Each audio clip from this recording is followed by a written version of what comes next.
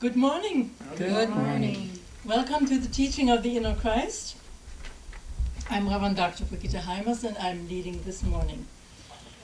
Let's begin our service with our meditation song. That song is in our gray songbooks 28. on page 28. And we are accompanied by Anne Delamo.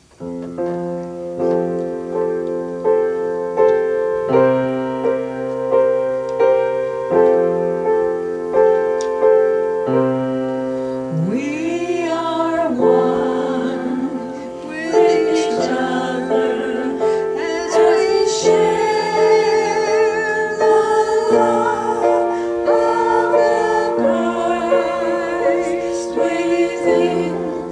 We now open our hearts and our minds to receive.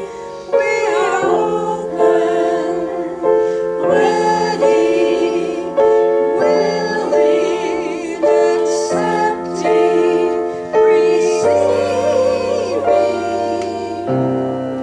our great good.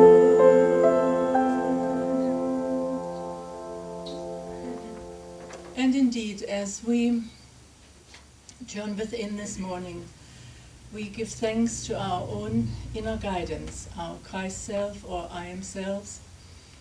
And we know as we are in close contact with our inner guidance, we are able to be successful every day of the week. And so we bless this morning's service. We bless and send our love to our video audience as well. And we give thanks for this day that the Lord has made. Thank you, God. And so it is. Let's open our eyes. And good morning. Good morning. Good morning. The teaching of the Inner Christ is a non-profit, non-denominational spiritual teaching which helps each one to contact and to experience their true self, their God center, their Christ self within, which is our own individual inner spiritual identity. Before we start our service, I think it is appropriate that we have a moment of silence to send our love and to send our support to New York, to support the people who are there, to think of their loved ones they might have lost or friends, and let us know that this is a day of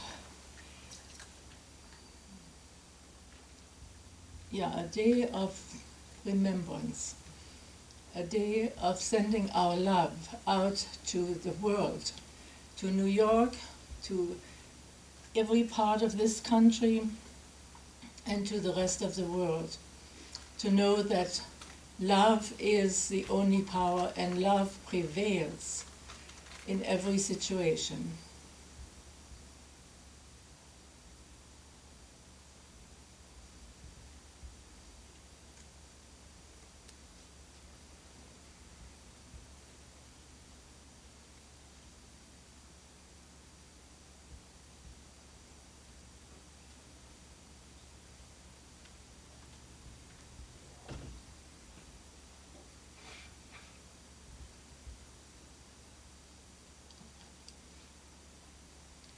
Thank you, God, and so it is.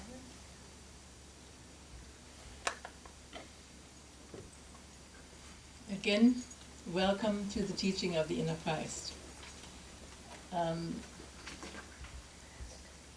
We usually like to know how prayers worked. Do we have any body who would like to talk about a prayer demonstration that has happened this week?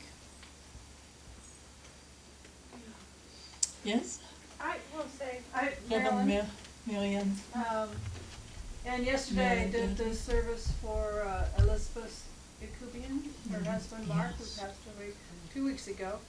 And the funny thing is that Elizabeth and I met last Sunday and planned the whole service and wrote down in the beginning of the service we'd written down, celebration of Mark Ikubian's life, and we put down son, husband, brother, aerospace engineer, musician. And when I went in to do the service, I said, God's in charge, whatever it is, and I sat down and I just felt Mark's presence. And when I got up to speak, I said all of those things, and all of a sudden I realized we'd left out the word father. And he is the father of a son, and it's like, oh my God. So thank goodness, I just feel like Mark was there. Hey, come on, Marilyn, I'm a father. So I'm just glad that I really allowed Spirit to come in to guide me on that one. Well, that is a wonderful demonstration how Spirit works, right? As I'm concerned. Thank you. Yeah. Anybody else who would like to share? Well, we know that when we pray and we truly release it also into universal law, something happens, and usually, oftentimes the better also is happening. So we know that prayer truly works. You have in your program a little card. It might be green or white. It is a RUCAT card, we call it. RUCAT, as you know, stands for our prayer. The R is for the recognition of God. The U is that when we unify with all that God is. And then the C is when we make our claim. And we always want to use positive words in our claim. And then the A stands for acceptance. We accept in advance what we have claimed, or we accept the or better. And then the T is the thanksgiving. We give thanks in advance for the fulfillment of our prayer as we release it also. So if you have something for yourself or for somebody else, you might want to fill it out or have it in your heart. There is a place in the service where we actually pray for a general topic. Now let us move to our group song. It's in our songbook on page 1. It is called God is Love, and we are accompanied by Anne Delamo. We're doing Count Your Blessings. Count your blessings. On page 49. Oh, wait a minute, I'm in the wrong page. Sorry. Sorry, it's page 49. But you're in the same book. Count so your it's blessings. Yes, yes, yes.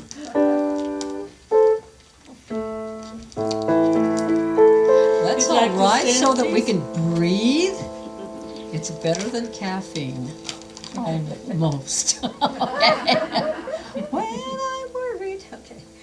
When I'm worried and I can't sleep, I count my blessings instead of sheep, and I fall asleep, counting my blessings.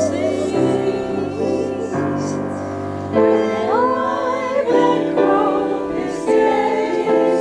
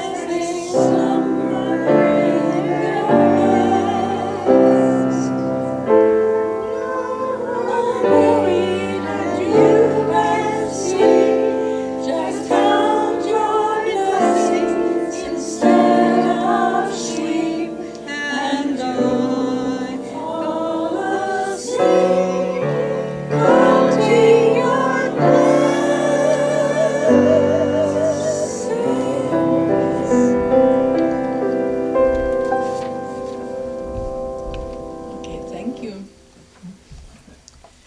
Now, center events. Today, as you know, we have, after our service, we have our IBA and LBR meetings. We also want to think about this day perhaps more deeply as we go through this day. There are some wonderful happenings. Next Sunday, we have a guest speaker, Reverend Arthur Hammonds. He's been here before. He's a very exciting motivational speaker. So I encourage you to bring some friends and share the message that he gives us on next Sunday, the 18th. And going 1 week further, on the 25th, we have an all-music service. So this has been a tradition now for years, and Reverend Kelley might want to make an announcement regarding that event. Well, it's going to be filled with lots of joyful music, and we are so blessed to have the talent that we have that show up most Sundays, and we just don't always appreciate the talent we do have, and it gives us an opportunity to recognize and be aware of the talent we have, and that they share with us, and that we can share our joy with them. There also will be some inspiring stories that will be told, and some readings, and but it'll just be filled with one thing after another. So I encourage all of you to come, sit back, and enjoy. And I do have room for 2 more acts if anybody wants to participate. On the program. Yeah, we were full, but one of them has Catherine is not going to be Okay, here. but maybe you can see Reverend Kelley after Yeah. the service. Also on that particular day, we have Birthday Sunday and potluck. So bring your pot and some luck with it. We love to eat, as you know.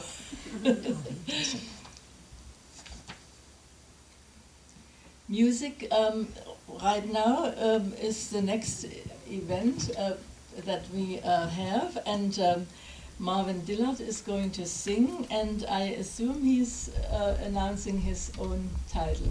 So please help us welcome Marvin Dillard.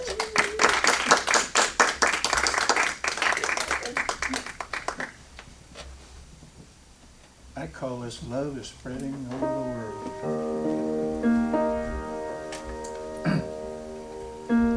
Glory, glory, what a morning. There's the promise of something new. Look around, the day is dawning. Let it shine on you. The hills are alive and the earth is humming. Love is spreading over the world. Put your ear to the ground, you can hear it coming. Love is spreading over the world. Hear it in the trees where the breeze is blowing. See it in the fields where the grass is growing. Pretty soon the world will be overflowing with love, sweet love. Shout it down from the highest steeple. Love is spreading over the world. Give the word to all of God's people. Love is spreading over the world.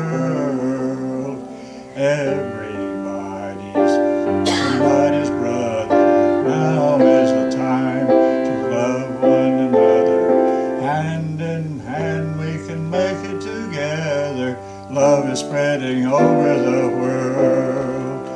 Love is spreading over the world.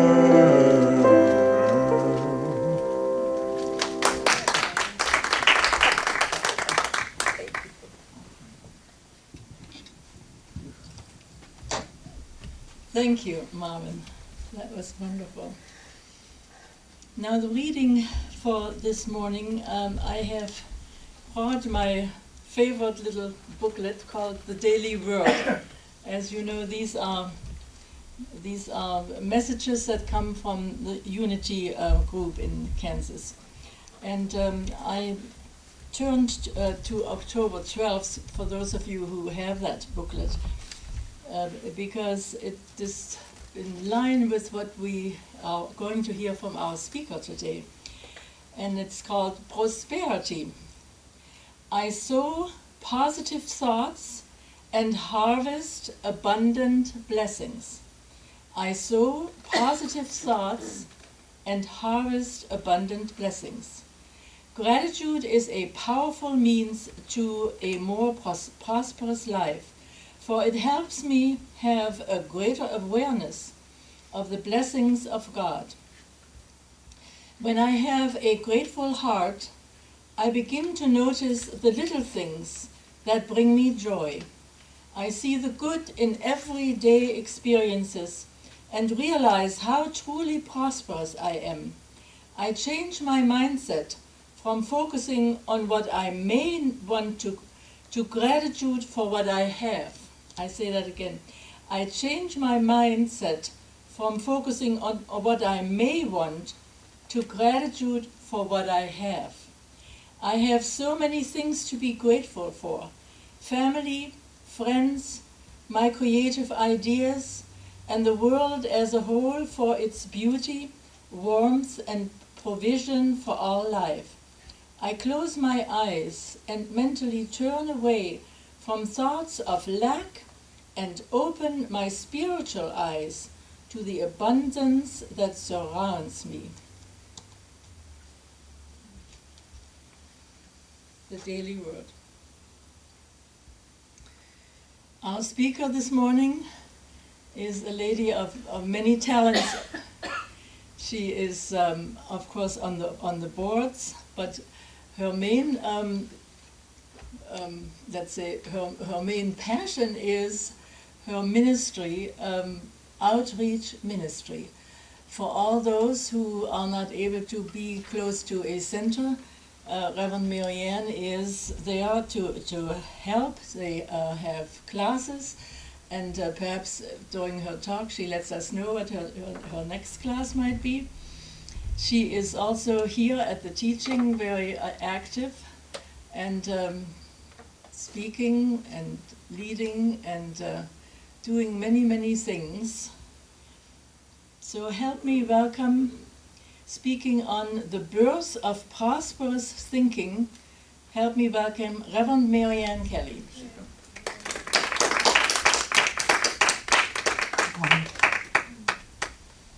Good morning. Good morning. How's everyone this morning? Good. Good. Well, the birth of prosperous thinking. Shall we birth some prosperous thinking today? Good idea. Well, bringing a childlike wonder and a beginner's mind to life maximizes both success and joy. And of course, prosperity, we think of prosperity as success. So when we think about it, children are born innocent before they are domesticated. And before that, they live in the moment. They live without fear. I remember watching my son when he was learning to walk, very wobbly. And then he started to run. And there's a coffee table, and I'm thinking, because he's running right for it. And at the last minute, he veers. It goes the other way. No fear, except Mama. They don't even think about the opinions of others. It's not something they even consider. And that's a thought that's given to us by Don Miguel Ruiz. You remember, for the 4 Agreements? So, the idea then is to become more innocent in our thinking, becoming less knowledgeable, so to speak, when we consider the prosperity or the success that we're seeking. So, when we think about it, innocence is never totally lost. It's always in there a little bit. No matter what happens in our outer world, we do have that little bit of innocence that we continue to have with us all of our life. And that innocence is the questioning. The thoughts of what can be. And releasing those thoughts of ants. You remember the ants. Those are little things that crawl around in our mind. We call them automatic negative thoughts. Ants. And we get that from a very famous author, Daniel. It'll come to me in a minute. Anyway, he's a psychologist, and he does a lot of research and a lot of thoughts about the mind and how if we change it, we can change our reality. But in any case, automatic negative thoughts. Let's think about those for a minute. How many of those do we have in our daily life? Every day. When something comes up, what's our first thought? If somebody presents an idea that we've never heard of before, what's our first thought? It'll never work. It'll never work. And then someone else brings that same thought up a while later, and we say, it's not going to work. And then someone from another place brings up the same idea. And we say, well, maybe. Then someone else brings it up, and we go, well, it's possible. And finally, it's done. But the automatic thought to begin with perhaps was a negative one.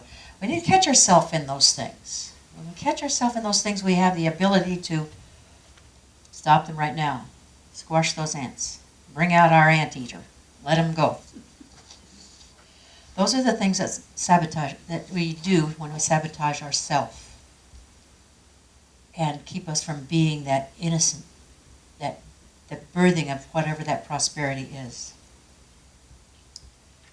Think what life would be like if we could forget all of the past conditioning, the past resentments that we may have had, the perceived injustices from our childhood. The Buddhists call this going back to the beginner's mind. What about if we do that today? I have a little thing that I wanted our usher to pass out to you. It's a little worksheet. It's very simple. I was thinking about this last night. I thought, yeah, let's think about this a little bit. What are the things that God wants us to have?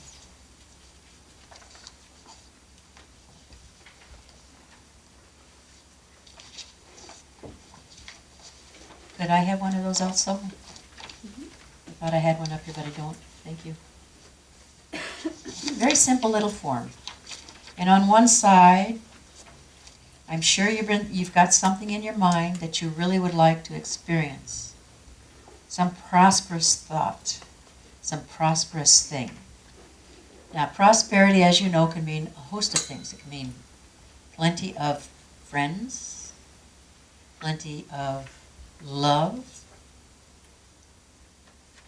plenty of money, plenty of work, plenty of a lot of different things.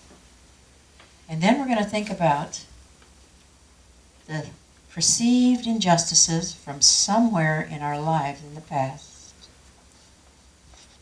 that keeps us from having that or realizing that. The thing that says yes, but. The ant. The automatic negative thought. What would that be? How are we sabotaging ourselves if we're not now experiencing exactly what we want, when we want it, and how we want it?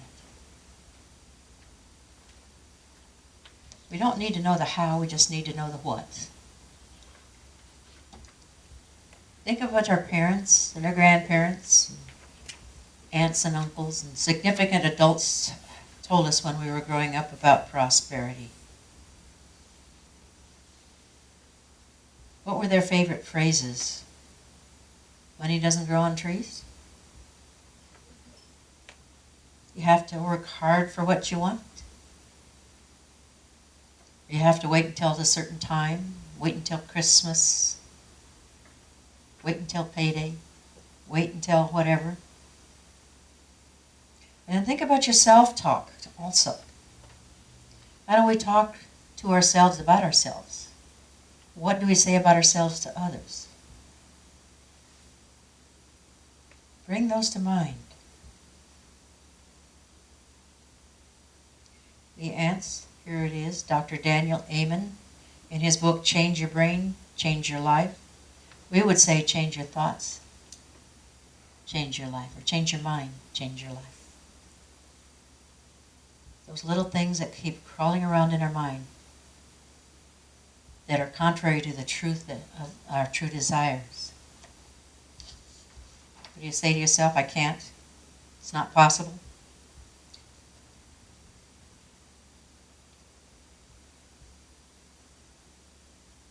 So whatever form it takes, whether unhealthy behaviors, what are we doing, or limiting thought patterns, self-sabotage always takes the passion out of things, takes the energy out of things,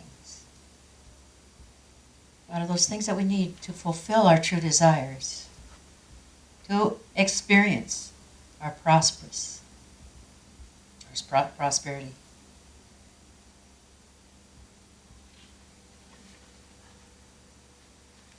Remember, thoughts are things.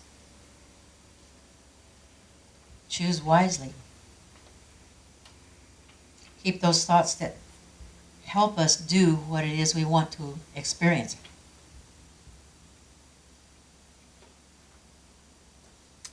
At the heart of it all, we want to create as much love as we can, as much fulfillment as we can. We want to succeed, and we want to do it with joy. And we can have all of this, as much as we can accept. I found an article by Dr. Martin Seligman, and he's a director of the Penn State Positive Psychology Center. And he said he has a whole list of things, some of which we'll use here today, on the things that people who are happy seem to have in common. And they surround themselves with happy people. Do you surround yourself with happy people? Because happiness is contagious. I saw on, I think it was probably Facebook or maybe somewhere online, a man was riding on a train and he was reading his tablet. And the people around him were just kind of sitting around, just kind of, riding along, going to wherever they were going. And all of a sudden he burst out into laughter, reading along. And everyone's looking around like, what's going on here? And pretty soon that whole car of people were laughing, carrying on. Be that person who starts that laughter. Or anyway, at the very least, participate in it. He tickled everyone's funny bone. They didn't have a clue what he was laughing about, but it didn't matter. It's contagious. Laughter is contagious. And people who are happy smile a lot. They smile a lot. We have in Las Vegas, a little lady called Lenora Withrow. I don't think I've ever seen her without a smile on her face. She's happy all the time. And she's one of the most prosperous people I know. She's just wonderful.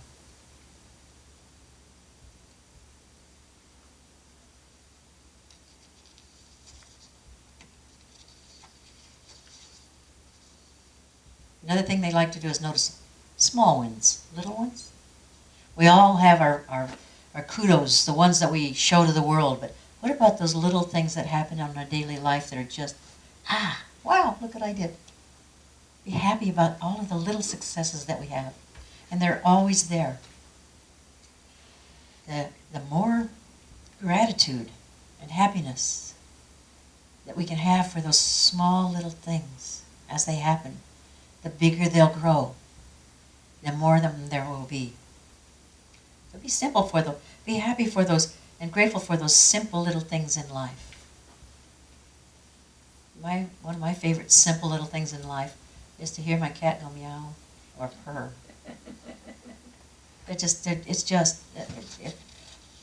That's nice. He can make the day for me, especially in the morning when he gets me up when I'm not ready to get up yet. Comes into my room and meows. He wants out. Wants to go out and chase the birds and have fun in the yard and argue with the squirrels. If you've ever seen a cat and a squirrel in the same yard, somebody's getting chewed out, that's for sure. Those squirrels, they really do natter at you. They sound like dogs, don't they? Oh. But those little fur balls are just delightful.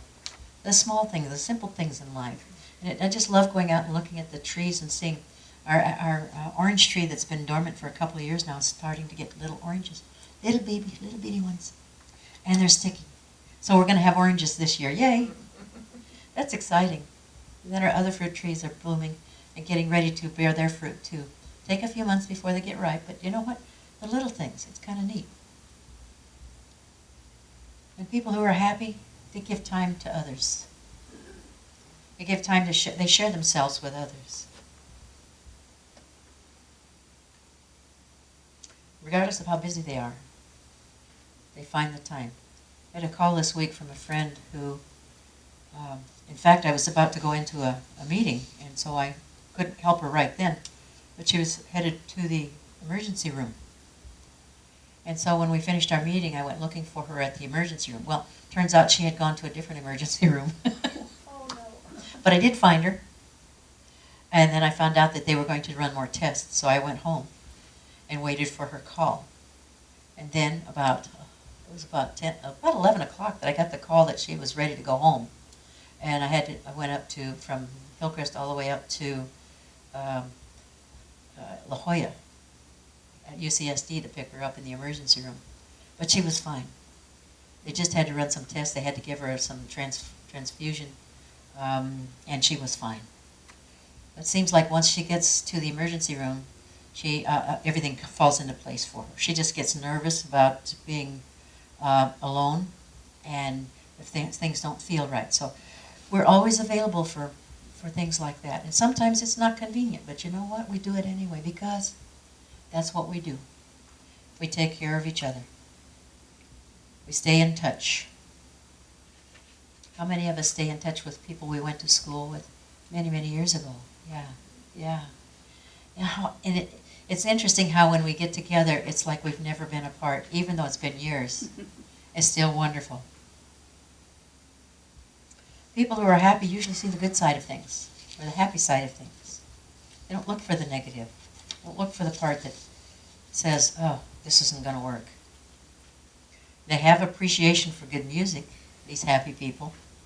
They have certain songs that will send, and I know that we all do. We have songs that touch us deeply, and that will just rock us into heaven on earth. And most happy people partake of a spiritual discipline of some kind of spiritual practice. And it may be a church that they belong to, it may be a synagogue, maybe any of the organized religions, or it may be none of those. It may be Mother Nature that is their religion, where they can go and meditate and pray. It doesn't really matter spiritually what you do or how you do it. What matters is that you do it. And that it gives your life balance. Now, happy people usually have something they can laugh about in every situation. And the interesting thing is they don't wallow in it too much, but they'll see the benefit in it, the blessing in it. Because in everything that goes on, there is a blessing.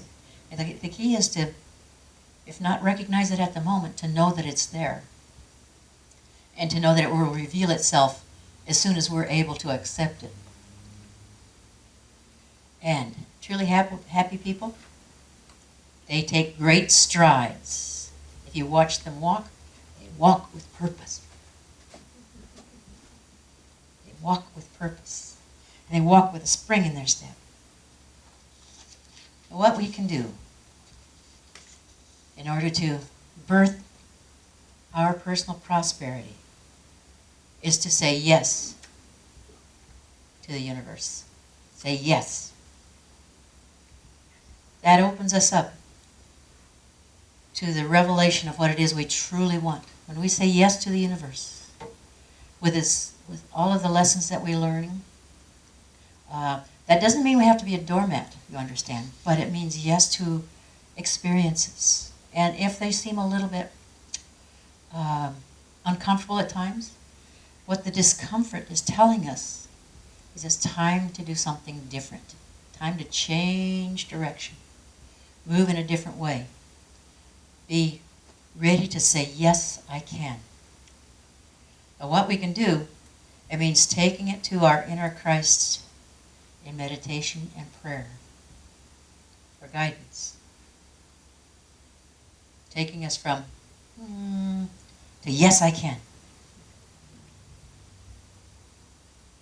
We can say to the universe as we enter into a state of trust that whatever our situation is, we can work with it. We can work with it.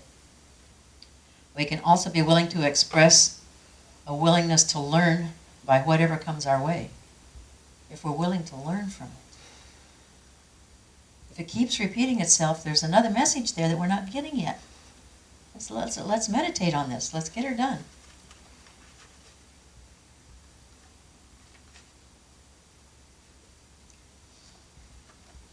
When we come up against something that we can't ignore, because it keeps happening, we can't deny it, we can't escape it, and we have nothing left with this thing, this situation, that's when we surrender. Stop resisting and say, yes, I can.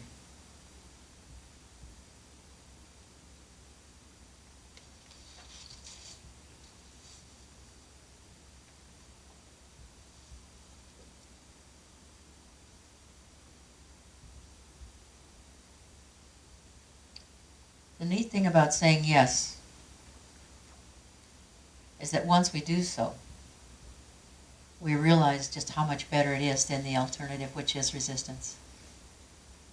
And when we are able to say yes, that is the birthing. That is the birthing moment, the time when it's becoming real. So if we want to birth our prosperity, we start by releasing ourselves from our family conditioning. Each one of us comes into this life through the miracle of birth. And we have